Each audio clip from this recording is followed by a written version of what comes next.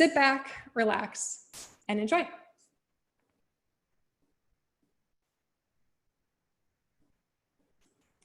I was born in Santa Fe, New Mexico.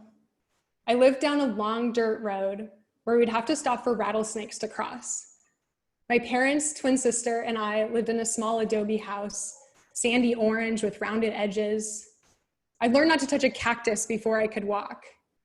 When you opened the sliding back door, my backyard opened up to an endless desert landscape.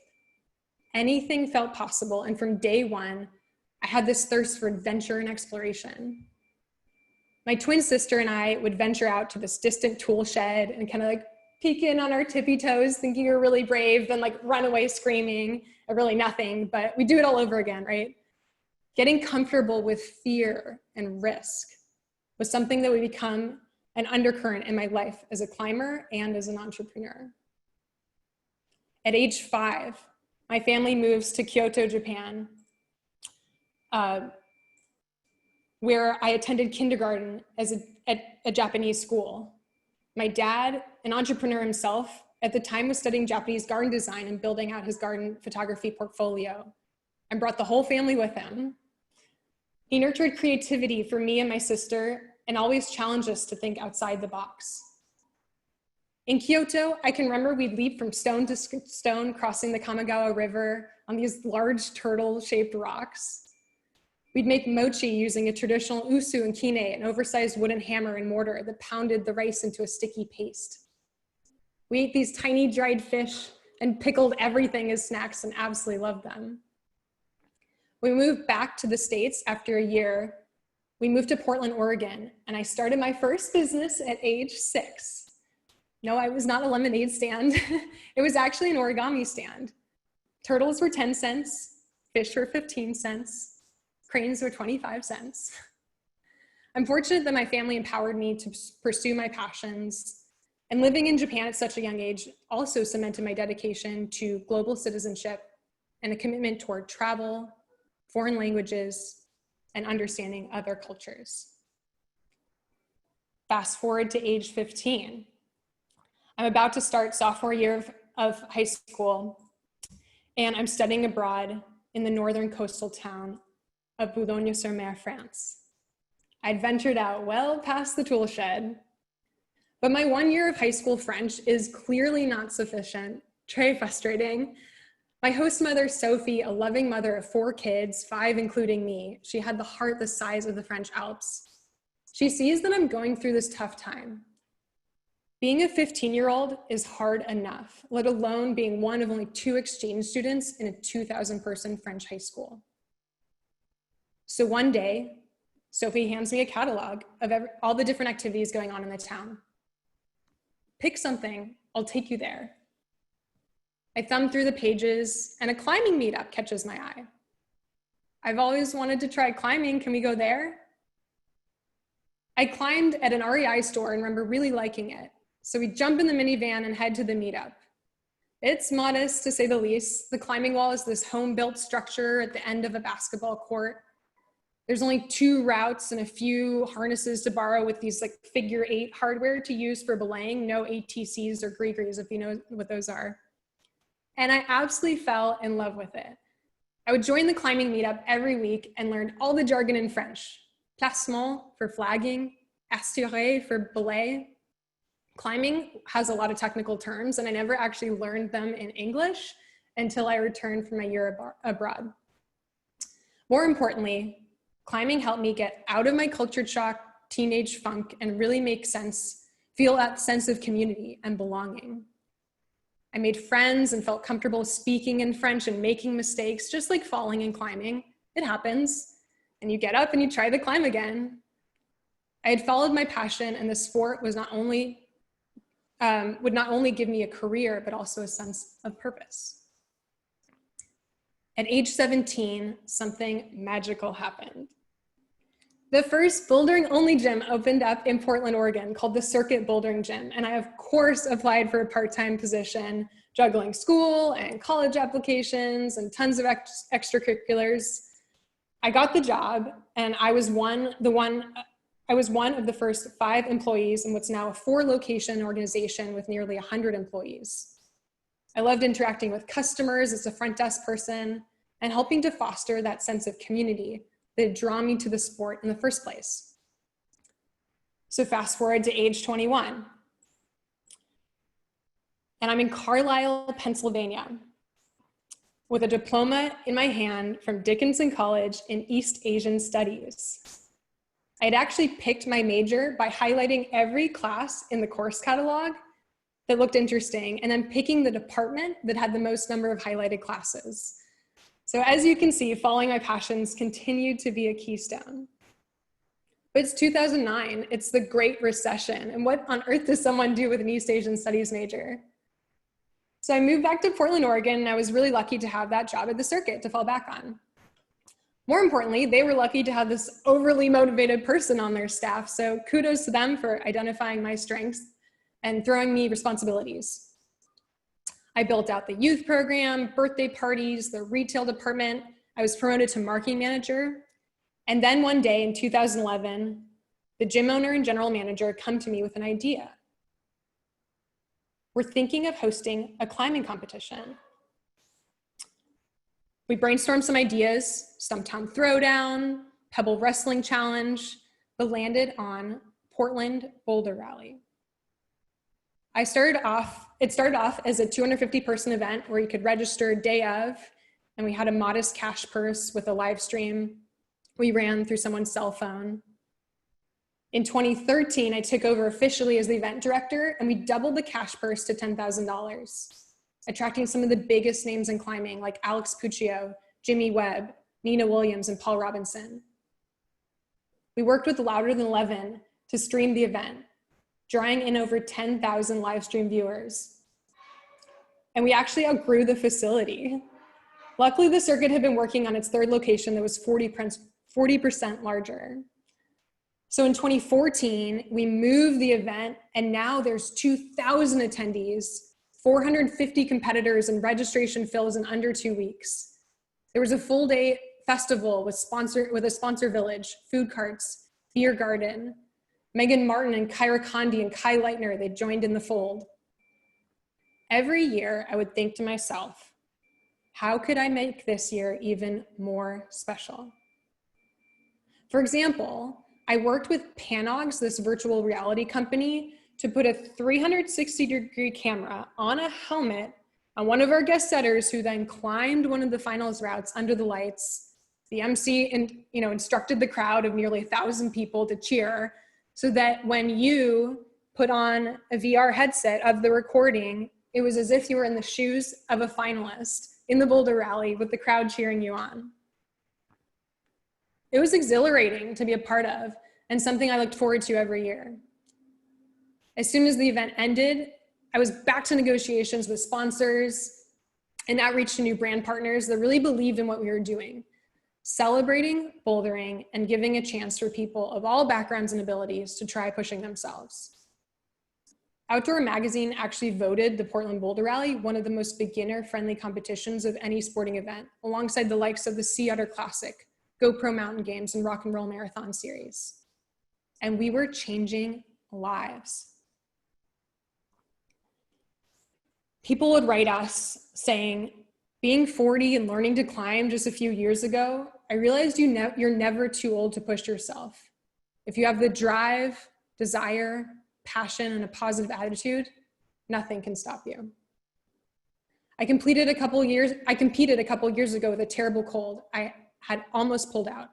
I don't know where I pulled it from, but I had one of the best days of climbing ever, and it made me realize I have no idea what I can do. Another person wrote, last year I had a stroke. I had heart surgery. I was 38 years old. This isn't a competition for me. It's a second chance, a way to measure myself. This comp is my bonus round. These were the people that kept me striving to push my own boundaries, to get through the sleepless nights and produce an experience that was enriching their lives and creating lifelong memories. I'm grateful for the autonomy that the circuit gave me to try new things, test out ideas, and challenge myself and really grow and learn. But just as the Portland Boulder Rally had grown out of that 12,000 square foot gym, I knew there were bigger things in store for me. And so in 2015, I resigned from the circuit with $3,000 in my pocket and nothing but a dream. I'm 27. I don't have a job, but what I do have is an ultimate Frisbee team. You see, even though I was this avid climber, I also played competitive ultimate. So I confided in my head coach, Danny, that I had moved on from my job of 10 years and I didn't really know what was next for me. I was applying for various positions, but not really getting anywhere. So Danny asked me, have you talked to Mike? I talked to Mike. I was so confused. Mike was one of our assistant coaches in his like mid 40s. He was always like way too overdressed for being an ultimate assistant coach. And I just frankly didn't know him that well. So I set up an appointment. And when I walk into his office, a receptionist welcomes me and has me wait in this waiting room where there's leather chairs, there's like ornamental glass balls. And I'm thinking like, what have I gotten myself into? Like Mike welcomes me into his office. How's it going, Chloe? Honestly, I'm trying to figure out what's next for me. Well, what's your dream?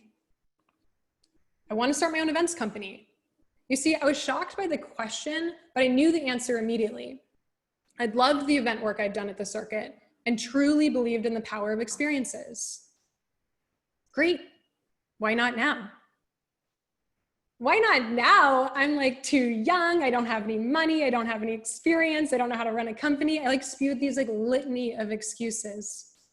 Okay, thanks for coming in. And I remember leaving that meeting thinking Mike was crazy and this was like a total waste of my time. But something interesting happened the following week. That question, why not now, stuck with me. And I didn't have a good answer. I kind of felt bad for the way I'd shrugged off Mike, but I was relieved when I went back to his office. He was genuinely happy to see me. I can't think of a good answer, Mike, so yeah, I'm gonna start an events company. Great, I won't let you fail. And he didn't. He took me on as one of only 3 mentees he takes on per year out of the kindness of his heart. We met every week for a year, and we still actually meet monthly. He gave me worksheets, book recommendations, podcasts to listen to, stories from his own experience running 3 different companies. And this wasn't school or anything, nothing was required, but I could definitely use all the help I could get. But those words, I won't let you fail, were the most powerful 5 words he could have ever said to me. And it didn't mean that he would give me a bunch of money or tell me what to do. It gave me permission to leap off the cliff, knowing that there was someone else on the journey who believed in me, even when I had trouble believing in myself. And that's what a mentor is. Someone dedicated to someone else's success. This story illustrates the power of mentorship, but also the power of a dream. I might not even be here today in front of you all if it weren't for that decisive moment. And so that's how on May 1st, 2015, I began Mandell Experiences, LLC.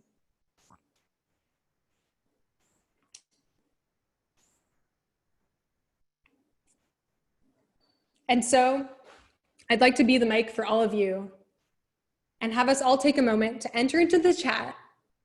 What's your dream?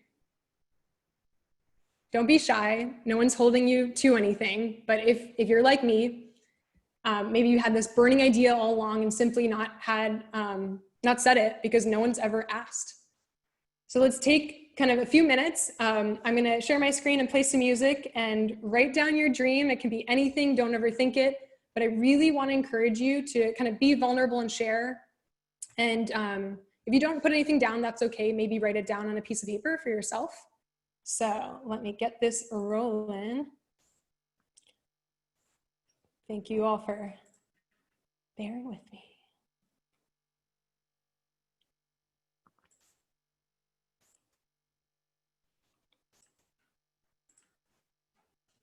Let me share some music, one sec.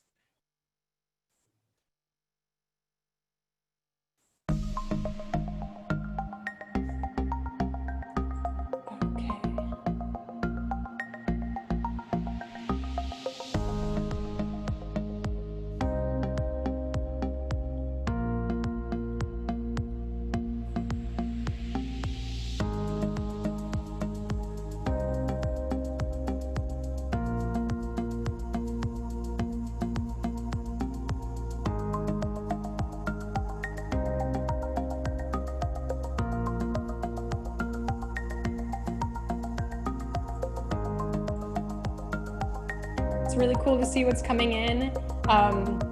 If you've shared your dream already, maybe start writing in kind of what's stopping you. What are those excuses that you can maybe share your experience about?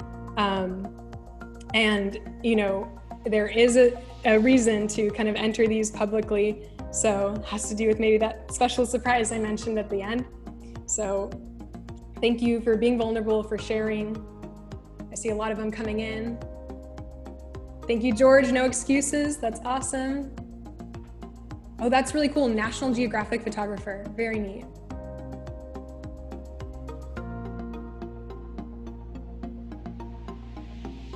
This is so inspiring, you guys. Keep sharing. We've only got a few more moments. Keep it up.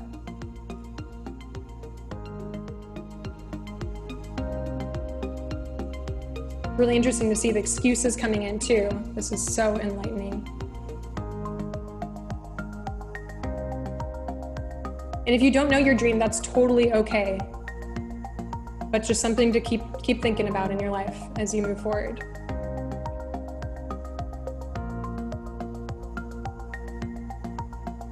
Yeah, I know the climbing industry has been hit really hard, the indoor climbing industry, so definitely getting those gyms back open is important. Ooh, writing a short story collection, that's awesome. This is great. Okay, 30 more seconds. If any dreams are out there, go ahead and say it to the world. We're all in support of one another here. No one's holding you to anything.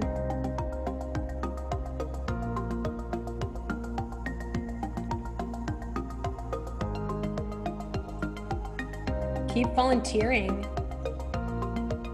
Beautiful. World-class falafel stand. Yes, this is amazing. This is such a great exercise. Great to check in with your own intuitions and your own kind of hopes and desires.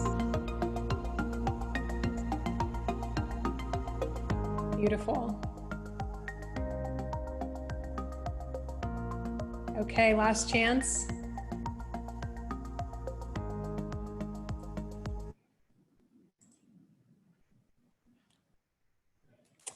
Great. Thank you so much for contributing, everyone.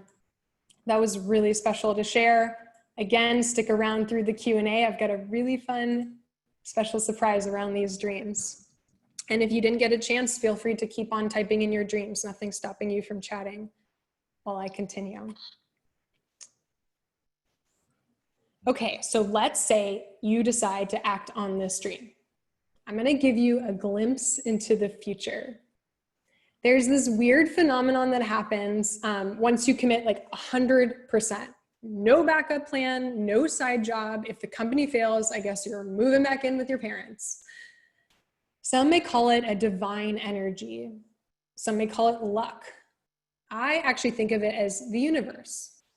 It's this force at play that, that looks like these serendipitous moments that just happen that you can't explain.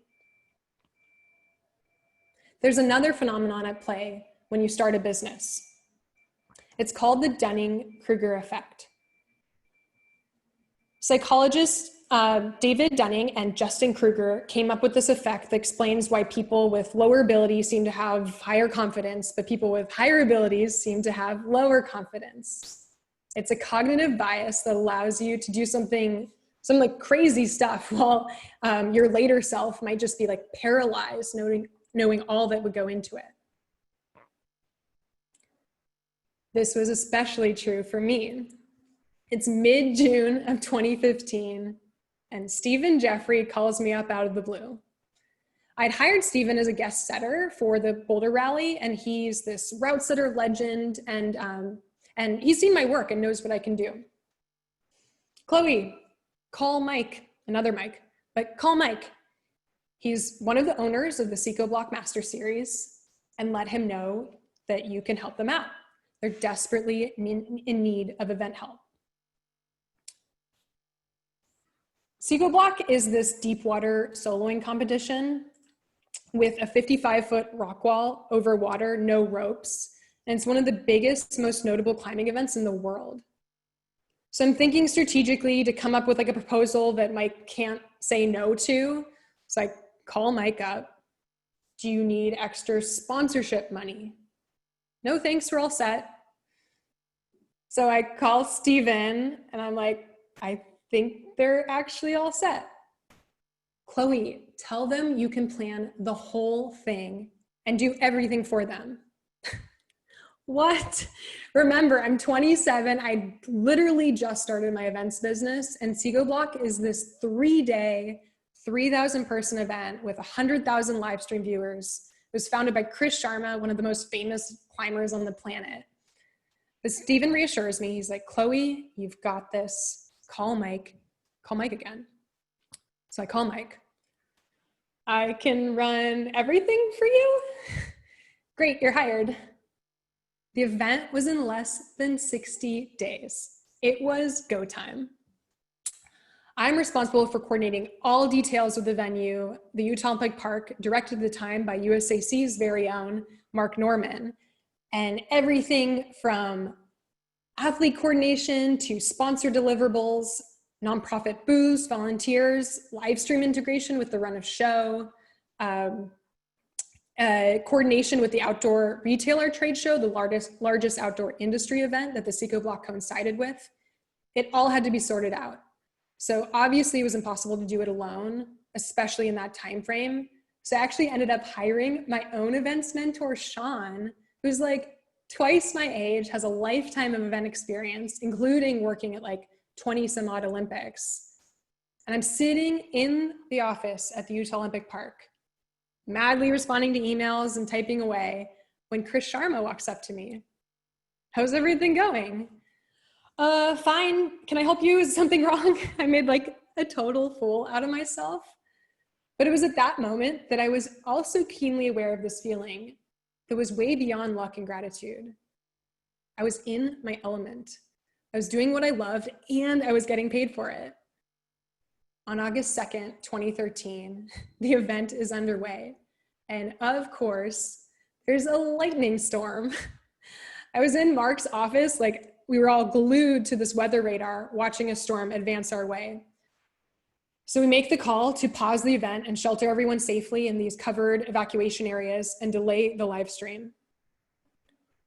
So think of it, you have what's essentially a 55-foot metal rod over a 750,000 gallon pool of water. Not the best conditions for a lightning storm. Sean was brilliant, had this brilliant idea to move the bar from the outdoor beer garden to the sheltered area. And if you've ever been in any kind of outdoor adventure during a storm, it's actually strange to see how adversity brings people together.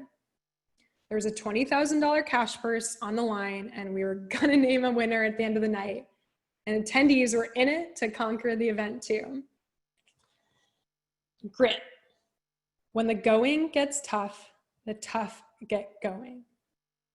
Grit. So many obstacles outside of my control kind of battered me as hard as that rain that day.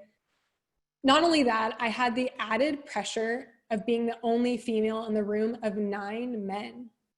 There was the 4 event owners, the 2 main route setters, the 2 main Utah Olympic Park leadership, and my assistant, Sean. I worked my butt off not only to produce an incredible experience for others, but because I wanted to prove to myself to them. But what I learned that day is it wasn't about proving myself to anyone. It was about proving my own strengths to me, challenging what I thought were my limits and then pushing them even further. Imposter syndrome. It's a huge barrier for many entrepreneurs and especially women. We face systemic discrimination and get in our own heads that we don't know what we're doing, we don't belong, we're lucky to even be there and should be grateful to be in the room. It's now July 2016, and I'm standing in front of a mirror in a uniform about to start my workday. I tell myself, you can do this, you belong, you were hired for a reason. I've got Seago Block under my belt. I've now worked at X Games Aspen and been a lead coordinator at X Games Austin. I've supported renowned music concerts in the Pacific Northwest. and I'm about to leave a small capsule room in this ginormous cruise ship docked at the port of Rio de Janeiro, Brazil. I was working at the 2016 Rio Olympic Games. It was a dream come true. Every day I recited that mantra before stepping out the door. You can do this, you belong, you were hired for a reason. I'm working alongside some of the best event planners in the industry from all over the world: South Africa, Russia, France, England, Canada. Our program manager, Angelique, she was like this remarkable young woman who owned every room she walked in. She had produced a banquet for the Queen of England's visit to Canada. This was the caliber of professionals I was working alongside. And we were responsible for the hospitality program for Cisco Systems. Basically, our job was to make sure that top executives from this major Olympic sponsor who'd spent millions had an unparalleled Olympic experience. Angelique had a group of us captivated at our orientation dinner. Remember, event planners are like swans. You set the tone. No matter what happens, swans remain elegant and in control. And we all know what's happening under the water. So that's been my ticket to battling imposter syndrome. If you're feeling like a fake, it probably means that people are looking up to you for leadership. You've put the work in and you've made it to that place. Think about that for a second. You've put the work in and you've made it. And now it's on you to own the moment with grace, compassion, and strength. Allies are certainly important. I would not have gotten my job at Seco Block without Stephen, or my Olympic job without Sean, but ultimately I had to put in the work and believe in myself to be able to follow through.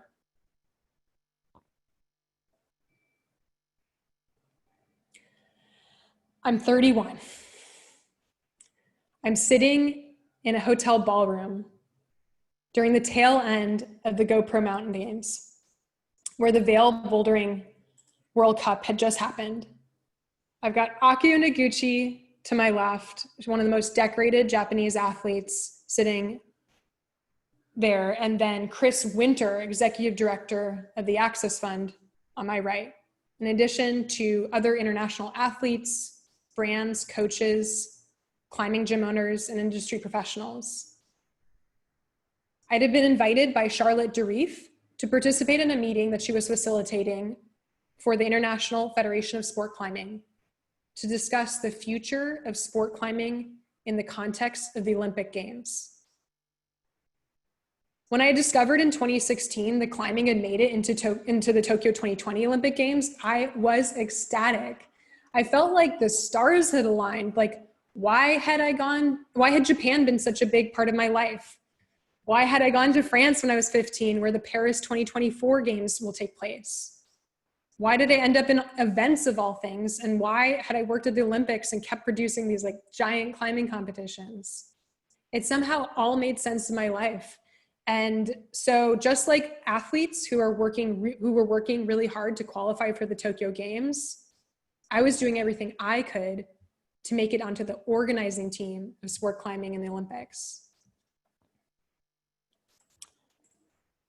When I was making kind of the decision whether to attend the Innsbruck World Championships in 2018 and then the Hachioji World Climbing Championships in 2019, whether to go or not, these, it would be all out of my own pocket, really expensive endeavors, my own time.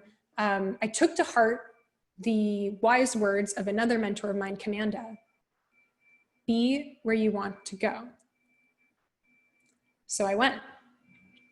And attending these events is how I got to meet Jerome Meyer, the head of Olympic coordination, Marco Scolaris, the IFSC president, and the whole International Federation of Sport Climbing. And that's how I ended up in that room where decisions were being made. A lot of people were looking to the IFSC for leadership and guidance. What can brands do to leverage this exciting accomplishment to support their sales? How can gyms engage and educate their member base on sport climbing and this new innovative combined format?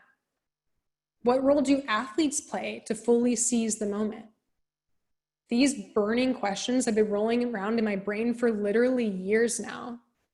I even submitted a proposal to the IFSC to support them in these efforts and was politely declined. It was worth a shot.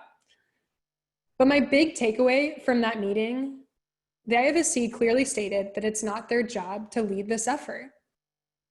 Just like it's not the job of the USAC to manage public relations for every climbing business in America. If we want to show the world the best of climbing, what climbing represents, what it means to be a climber, and invite anyone who's interested to join this incredible lifestyle and protect our beautiful environment, you want to know whose job that is? It's yours. Mine. It's each and every one of us. Everyone has a different vision for the sport of climbing. And a vision is a crucial sidekick to any dream. Remember your dream that you wrote in the chat? That dream is based on a vision. To be able to go beyond the world you're in, to imagine that something can be different. Those were the words of Rabbi Lauren Holtzblatt speaking at Ruth Bader Ginsburg's memorial on Tuesday. So with that, I'm going to use this platform to share with you my vision for climbing. And as I'm talking, I really want to encourage you all to share your vision in the chat. And if you're not a climber, share your vision for the world. I see a place where we see ambition as dedication instead of ruthlessness, where we see competitiveness as a drive instead of combativeness, where we see quick to act as efficiency and agility instead of rashness, where the more successful a woman is, her likability isn't called into question. I see a place where we deliberately and purposely bring together a diversity of thought. People who look different than you, speak different than you, and have different past experiences, challenge our own ways of thinking and making decisions, big or small. I see a place where we don't keep people from climbing outdoors. We urge them to do it. Just like hunters are one of the biggest land conservationists, imagine how important land conservation would be if everyone climbed. Imagine who those people would be and what positions of power they'd hold. We could lean on more than Alex Honnold and Jason Moa as kind of our top influencers for climbing advocacy. I see a place where women support other women and women identifying individuals. We've been told for far too long that there's only one seat at the table, and we're lucky to have it. Held back because of these made up notions of scarcity, making everyone your competition. Literally, I would be sitting at a coffee shop and a woman would sit right next to me and I would immediately view her as a threat. Why? What if we celebrated each other's successes and assumed no ill intent?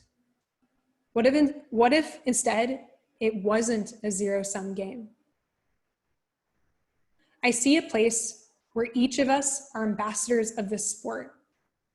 Anytime you talk about climbing in public, carry your climbing shoes or drive around with a bumper sticker that says, "It's just a cliff, get over it," know that you're an ambassador.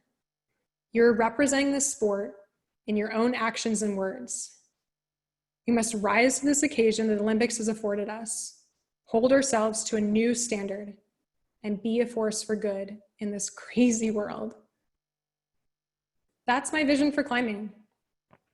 And I think about it every time I put on a climbing event. How can I showcase the best of our sport to those who may not be familiar with it? And how can I help each participant enjoy a fun and enriching experience? Climbing is an arena, a unique space where each individual can make a difference. If you see an obstacle right now, something you're not completely satisfied with, that's an opportunity. If you have that dream and vision, do something about it. Believe in yourself, be fearless, push past your comfort zone, try things, fail, learn, take up space, lift one another up, You owe it to society and you owe it to yourself. Thank you very much.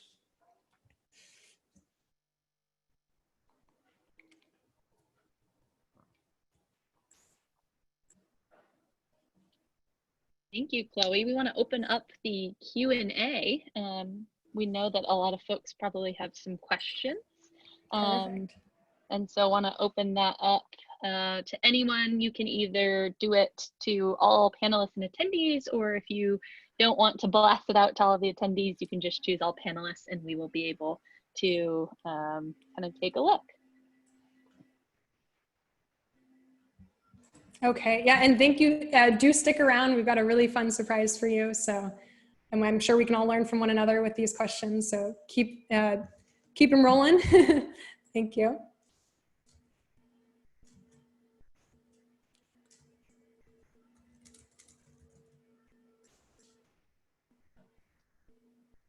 Okay, one question that I got into me was, seems like you are up to the challenge, and especially after you have kind of graduated college. Was that something you kind of felt when you were younger, maybe when you were a kid? It sounds like you moved around.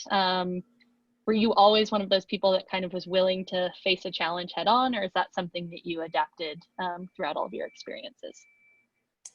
Yeah, it's a great question. You know, I think that there's a lot of forces at play and you can be both. You can be both kind of unconfident and then, you know, there's that Dunning-Kruger effect we talked about. But, you know, you don't know what you don't know. So sometimes it's easy to be fearless, and I'm trying to think of an example. But yeah, I was really fortunate. You know, I want to just thank my parents for joining too. You know, they were a big part of just instilling in me that confidence. And you know, even the mentors that have been in my life have provided, kind of fostered that. Maybe it's teachers for you, maybe it's sports coaches. And I saw that there are several coaches on this call. So you really do have the opportunity to support the growth of the people you're interacting with.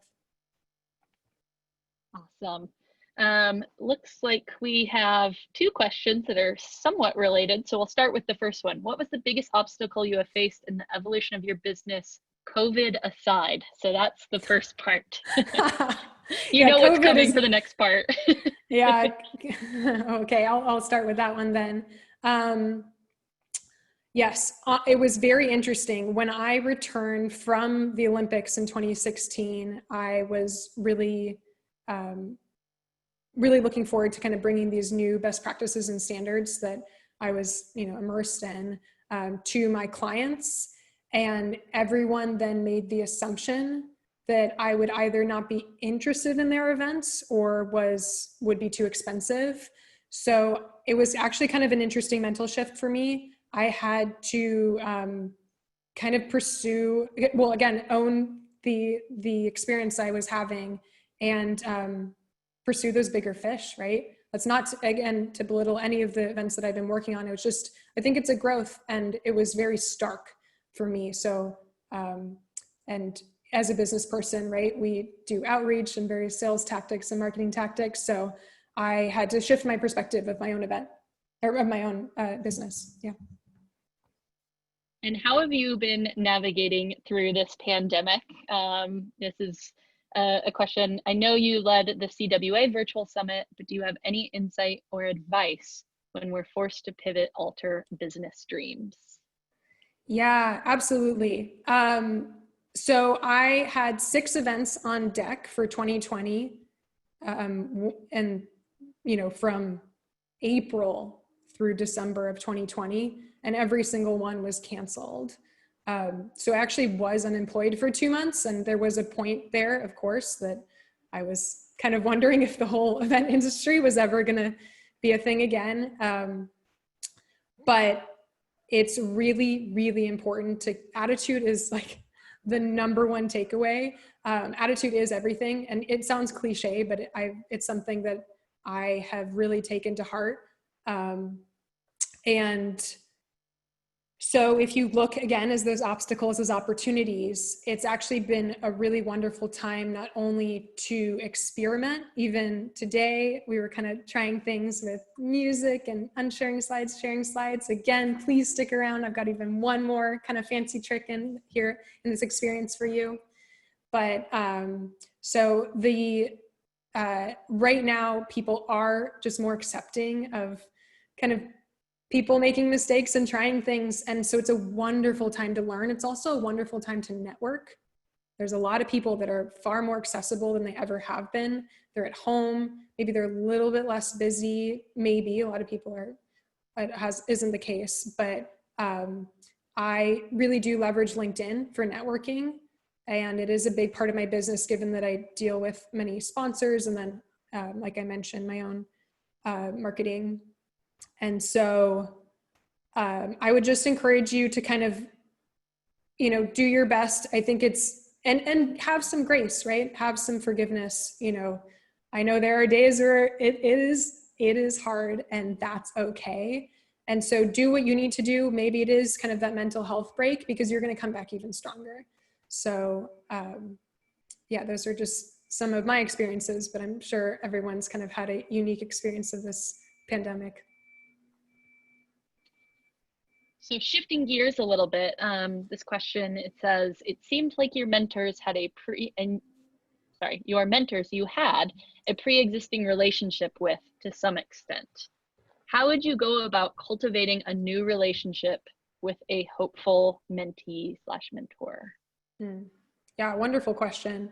So to find a mentor, do check out your state or maybe city's local business association. For example, in Oregon, there's Oregon Entrepreneur Network, and they actually do mentor to mentee matching. So definitely make sure that you find someone who really is committed. A mentor is someone who wants the other person to succeed and is in it with them, but also it's on you to do the work. If you expect them to do everything for you, that's not the relationship. So first is understanding kind of what are your needs, what are you looking for, maybe doing some research around what organizations can help with matching. But I actually did take on a new mentor for kind of this endeavor that I have on the side. And we met because I attended, this was pre-COVID, I attended a lecture that he happened to be speaking at. And so I kind of took it upon myself. So this is where be brave, be bold, take up space, ask for your needs. So I did, after the panel was over, I went up to him and I told him like, hey, this resonated. I'd love to ask you a few questions, right? Just those informational interviews, if you've heard that term. And then I just kept in touch, and you would be so surprised how even just a few emails of like, hey, that thing we talked about, this was the result. It's surprising how you can develop a relationship just through basic communication. And also being vulnerable. Like if it's hard, they don't, it's unrealistic to expect that everything is jolly and perfect. And yes, celebrate your successes. It's fun to share with other people, but also share the hard times, because they've been through it too. And again, they want you to succeed. So yeah, great question. I do want to remind folks they can either type in the Q&A or the chat if you have any questions. Looks like the last question we have for right now is, what would be a piece of advice for someone without formal business education but has learned through experience? Yes. Oh my God. Love that question. I also don't have formal business education. So they say, the best way to get an MBA is just start a business. There are several good books that my mentor Mike helped me with. The first one is Traction. It gives you kind of just a step-by-step of starting a business, and not just like, oh, do these things and you'll be a millionaire. It really is practical guidance. So I would highly recommend Traction. Otherwise, there are many, if you're a female, there actually are many amazing women entrepreneur groups, both on Facebook, maybe locally, but also Ladies Get Paid is a free group to join for any women or women identifying people, where you can ask questions or kind of say you're looking for, a vendor or something. I've definitely used it.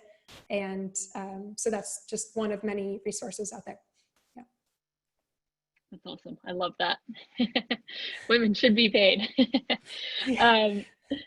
We don't have any other questions that have come in, so we can keep an eye on that, but haven't seen any come in here in a few minutes. Thank you for sticking around, everyone. Remember those dreams that you put in? So we will be in just a moment. I'm going to do a fun little experience share for you all. But again, I just want to use this opportunity to really thank you all for joining. I'll share my contact information in just a minute. I also want to thank the people in the back end who've actually supported me on this very production. And it's just been really an amazing process to kind of reflect on my own journey. And yeah, I hope there was some good takeaways and nuggets, and I really appreciate your time joining. So I'm looking at the chat with our kind of behind the scenes people. We're getting it ready. Thank you so much. Maybe meanwhile, I will share my contact info as well. And oh, great. It looks like we actually are ready for this kind of fun share. So go ahead. We have Deanna who's going to share the screen. Awesome. So remember those dreams you put in the chat? This is a visual representation of those dreams. And there actually are studies that show if you write something down, it's more likely to happen. So, you know, what do we have on here?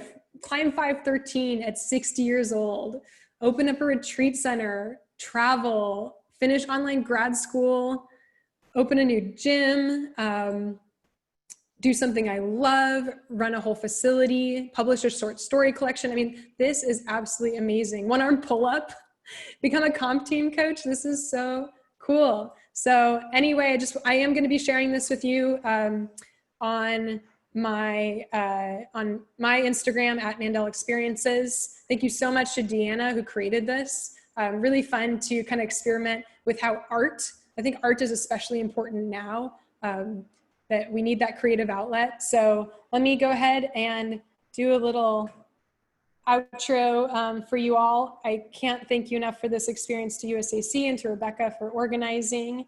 So give me one moment. I'll get this underway. And yeah, I'll be sticking around for just a second to answer any final chat or questions that come through. Again, I'm just about to share my my contact information and a little bit of music. So.